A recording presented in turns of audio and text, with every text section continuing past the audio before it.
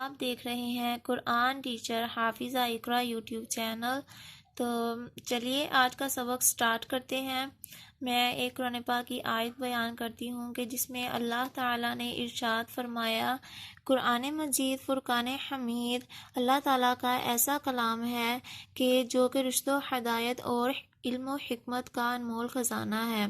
نبی مکرم نور مجسم رسول اکرم شہنشاہ بنی آدم صلی اللہ علیہ وآلہ وسلم نے ارشاد فرمایا، خیرکم من تعلم القرآن وعلمہ، یعنی تم میں سے بہترین شخص وہ ہے جو کہ قرآن پاک کو سیکھے اور دوسروں کو سکھائے۔ تو ہم سب کو اس آیت پر عمل کرنا چاہیے، اور میری اللہ تعالیٰ سے دعا ہے کہ اللہ تعالیٰ ہم سب کو اس آیت پر عمل کرنے کی توفیق عطا فرمائے، تاکہ ہر گھر میں لوگ قرآن پاک کو سیکھیں اور دوسروں کو سکھائیں۔ تو چلیے آج کا سبق سٹارٹ کرتے ہیں۔ پچھلے سبق میں ہم نے پڑھا تھا حروف تہجی، اور آج بھی میں حروف تہجی کو پڑھوں گی اور بتاؤں گی کہ حروف تہجی کیا ہے اور اس کو پڑھنے کا صحیح طریقہ کیا ہے، اور حروف تہجی کہتے کس کو ہیں۔ حروف تہجی کہتے ہیں الف سے لے کر یا تک جو تمام حروف ہیں ان کا نام حروف تہجی ہے، اور وہ ان کو پڑھنے کا طریقہ کیا ہے، ان کو تجوید کے ساتھ پڑھنا ہے اور عربی لہجے میں ادا کرنا ہے، یعنی الف با پڑھنا ہے، الف بے نہیں پڑھنا۔ کچھ لوگ ایسے ہیں جو الف بے پڑھتے ہیں، یہ پڑھنے کا بالکل بھی صحیح طریقہ نہیں ہے، اور اس کو پڑھنا عربی لہجے میں ہی ادا کرنا ہے۔ اور تجوید کے ساتھ پڑھنا کیوں ضروری ہے یہ بھی میں آپ کو بتاؤں گی کہ تجوید کے ساتھ قرآن پاک کو پڑھنا بہت ہی زیادہ ضروری ہے، کیونکہ کچھ لوگ ایسے ہیں جو قرآن پاک کو بالکل سیدھا پڑھتے ہیں، یعنی تلفظ کے ساتھ نہیں ادا کرتے۔ تو اس طرح پڑھنے سے قرآن پاک کے جو الفاظ ہیں ان کا معنی چینج ہو جاتا ہے، یعنی اس کا جو ترجمہ ہے وہ بالکل ہی بدل جاتا ہے اس طرح پڑھنے سے۔ تو اسی لیے ہمیں قرآن پاک کو تجوید کے ساتھ پڑھنا چاہیے، جو کہ پڑھنے کا صحیح طریقہ ہے۔ تو آج میں آپ کو بتاؤں گی کہ قرآن پاک کو پڑھنے کا صحیح طریقہ کیا ہے، اور چلیے آج کا سبق سٹارٹ کرتے ہیں۔ سبق نمبر 1، تھوڑا سا میں آپ کو بتاتی چلوں کہ مخرج کا معنی ہے نکلنے کی جگہ، اور اصطلاح تجوید میں جس جگہ سے حرف ادا ہوتا ہے اسے مخرج کہتے ہیں۔ ویورز یہاں پہ میں آپ کو بتاتی چلوں کہ یہ جو مخرج بتا رہے ہیں، مخرج کہتے کس کو ہیں؟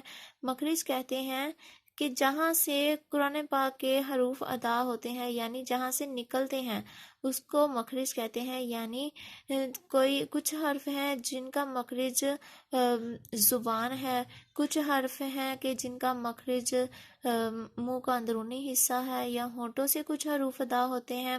یعنی یہاں پہ وہ یہ بتا رہے ہیں کہ مخرج کہتے کس کو ہیں، اور میں یہی آپ کو بتاؤں گی کہ مخرج وہ یہ بتا رہے ہیں کہ مخرج کا لغوی معنی ہے نکلنے کی جگہ، اور اصطلاح تجوید میں جس جگہ سے، اب دیکھیں یہاں پہ بات غور سے سنیں کہ وہ بتا رہے ہیں کہ اصطلاح تجوید میں جس جگہ سے حرف ادا ہوتا ہے اس کو مخرج کہتے ہیں، یعنی جہاں سے ہم حروف کو ادا کرتے ہیں اس کو مخرج کہتے ہیں۔ مخرج کا مطلب ہے نکلنے کی جگہ۔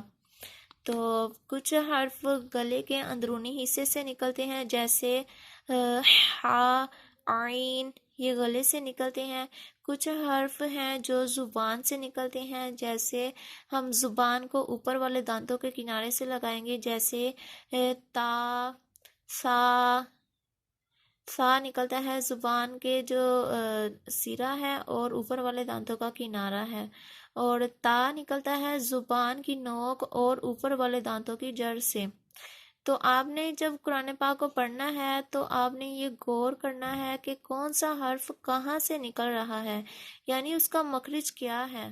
تو یہی میں آپ کو بتاؤں گی کہ حروف کہاں سے ادا ہوتے ہیں، تو پھر ہی ہمیں پتہ چلے گا کہ ان حروف کو پڑھنے کا صحیح مخرج کون سا ہے، یعنی صحیح جگہ کہاں سے ہم نے ان کو ادا کرنا ہے۔ اب آئین جو ہے وہ گلے سے نکلتا ہے، تو اگر ہم اس کو سیدھے طریقے سے آئین پڑھ دیں گے، یعنی منہ سے نکالیں گے، گلے سے نہیں پڑھیں گے اس کی آواز کو، تو یہ بالکل ہی چینج ہو جائے گا، یعنی وہ پھر اس کا معنی بالکل ہی بدل جائے گا۔ تو ہم نے اس طرح نہیں کرنا، ہم نے بالکل ہی جو پڑھنے کا صحیح طریقہ ہے، یعنی جہاں سے حروف ادا ہوتے ہیں وہاں سے ہی اس کو ادا کرنا ہے، جو اس کے پڑھنے کی صحیح جگہ ہے۔ تو چلیے آج کا پہلا سبق سٹارٹ کرتے ہیں، حروف تہجی۔ حروف مفردات یعنی حروف تہجی 29 ہیں۔ حروف مفردات کو تجوید قرات کے مطابق عربی لہجے میں ادا کریں اور اردو تلفظ سے پرہیز کریں، یعنی بے، تے، سے، ہے، کھے، توئیں، زوئیں وغیرہ ہرگز نہ پڑھیں، بلکہ با، تا، سا، حا، خا، طوا، ضوا پڑھیں۔ ان 29 حروف میں 7 حروف ایسے ہیں جو ہر حالت میں پر یعنی موٹے پڑھے جاتے ہیں، انہی حروف مستعلیہ کہتے ہیں، اور وہ یہ ہیں: خ، صاد، ضاد، طا، ظا، غین، قاف۔ ان کا مجموعہ خص ضغط کد ہے۔ ہونٹوں سے صرف 4 حروف ادا ہوتے ہیں: با، فا، میم، واو۔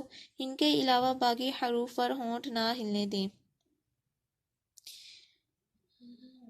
اعوذ باللہ من الشیطان الرجیم، بسم اللہ الرحمن الرحیم۔ الف، با، تا۔ ہم نے با کو ایک الف کے برابر لمبا کرنا ہے۔ ایک الف کے برابر کتنا ہوتا ہے؟ ہم نے اپنی مٹھی کو بند کر لینا ہے اور جو فنگر ہے اس کو آرام آرام سے آہستہ آہستہ سے کھولنا ہے اور ساتھ پڑھنا ہے۔ جب وہ فنگر پوری کھل جائے گی تو ایک الف کے برابر ادا ہو جائے گا۔ سا، سا کو ہم نے زبان کا سیرا اور اوپر والے دانتوں کے کنارے سے ادا کرنا ہے۔ جیم، جو جیم ہے اس کو ہم نے 5 الف کے برابر لمبا کرنا ہے، کیونکہ اس کے اوپر بڑی مد آئی ہے، تو 5 الف کے برابر ہم کس طرح لمبا کریں گے؟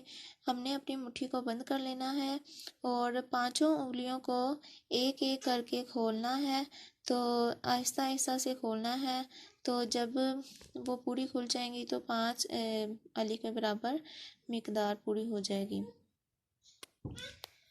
حا، خا، دال، ذال، را، زا، سین، شین، صاد، ضاد، طا، ظا، عین، غین، فا، قاف، کاف۔ اس قاف کو ہم نے پر پڑھنا ہے اور اس قاف کو ہم نے باریک پڑھنا ہے۔ قاف، کاف، ان دونوں کی آواز میں فرق کرنا ہے۔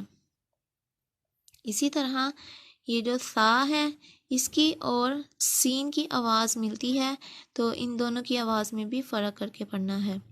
اس کو نرمی کے ساتھ پڑھنا ہے، زبان دانتوں کے کنارے پہ لگا کے سا، اور اس کو سیٹی کی آواز نکال کے پڑھنا ہے سین۔ لام، میم، نون، واو، ہا، حمزہ، یا۔ سبق نمبر 2 سٹارٹ کرتے ہیں، حروف مرکبات۔ 2 یا اس سے زائد حروف مل کر ایک مرکب بنتا ہے۔ مرکب حروف کو مفرد حروف کی طرح الگ الگ پڑھیں۔ اس سبق میں بھی تلفظ کی ادائیگی کا خاص خیال رکھتے ہوئے معروف یعنی عربی لہجے میں پڑھیں۔ وہ یہ بتا رہے ہیں کہ ایک حرف ہوگا تو وہ مفرد کہلائے گا، اور اگر دو حرف یعنی یہ دیکھیں لام الف، اب یہ ایک ڈبے میں دو حرف انہوں نے ملا کے لکھ دیے ہیں یعنی اکٹھے لکھ دیے ہیں، تو یہ ایک مرکب بن گیا ہے۔ اگر ایک حرف ہوگا یعنی علیحدہ لکھا ہوگا اور ملا ہوا نہیں ہوگا اس کے ساتھ کوئی اور حرف، تو اس کو ہم مفرد پڑھیں گے۔ جب دو یا اس سے زائد حروف ملا کر لکھے جاتے ہیں تو ان کی شکل کچھ بدل جاتی ہے۔ اکثر حروف کا سر لکھا جاتا ہے اور دھر چھوڑ دیا جاتا ہے۔ جو حروف مرکب ہونے کی حالت میں ایک جیسے لکھے جاتے ہیں ان کی نقطوں کے رد و بدل سے پہچان کریں۔ یعنی اگر ہم وہ بتا رہے ہیں اگر دو حرف ملا کر لکھ دیے جاتے ہیں تو ان کی شکل بدل جاتی ہے، تو ہم نقطوں سے اس کی پہچان کر لیں گے۔ الف، لام الف، لام الف، با الف، نون الف، تا الف، یا الف، ثا الف، شین الف، سین الف، فا الف، قاف الف، جیم الف، خا الف، حا الف، عین الف، غین الف، صاد الف، ضاد الف، طا الف، ظا الف، میم الف، ہا الف، کاف الف، لام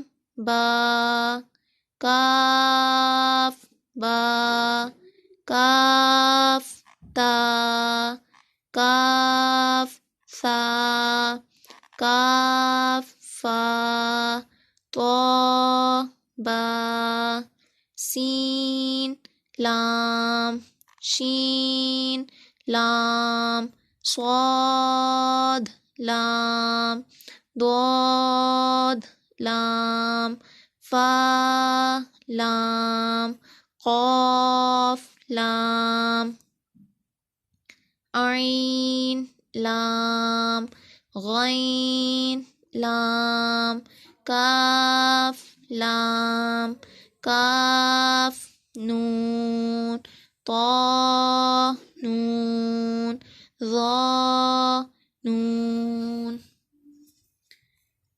جیم دال، خا دال، حا دال، عین دال، غین دال، خا ذال، خا زا، حا را، با را، یا را، طا را، ظا را، با میم، نون میم، تا میم، یا میم، ثا میم، شین میم، لام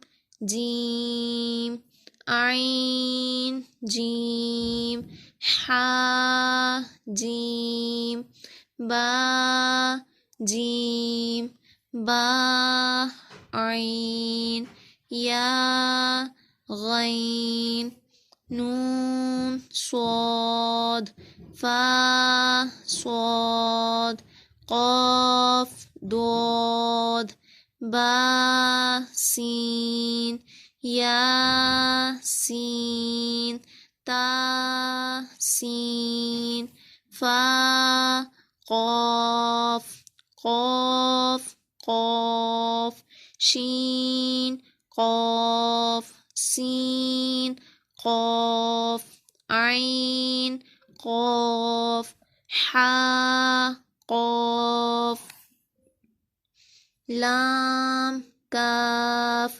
فا کاف. دیکھیں یہاں پہ وہ ہمیں پتہ چل رہا ہے ان دونوں کی آواز میں فرق کرنا ہے.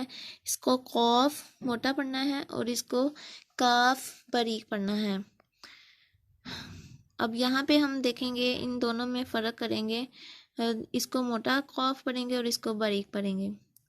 قوف کاف کاف واو ہا واو میم واو با یا نون یا تا یا